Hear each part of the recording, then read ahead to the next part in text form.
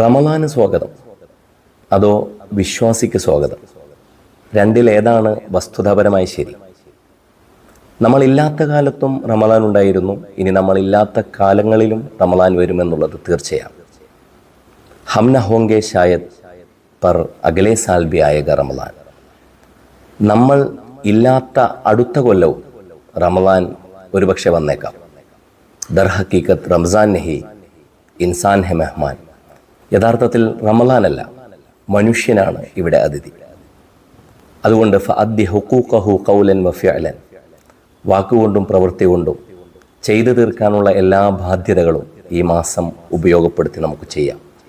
വമൻ സറഅൽ ഹുബൂബ വമാ സഖാഹ, വിത്ത് നട്ടിട്ട് അത് നനച്ചു കൊടുക്കുക പോലും ചെയ്യാത്ത ഹതഭാഗ്യൻ. തഅവ്വഹ നാദിമൻ യൗമൽ ഹസാദി, വിളവെടുപ്പിൻ്റെ ദിവസം അതീവ ഖിന്നനായി ദുഃഖിതനായി മാറേണ്ടി വരും. അതിനാൽ റമളാന് സ്വാഗതം അല്ല, വിശ്വാസിക്ക് റമളാനിലേക്ക് സ്വാഗതം.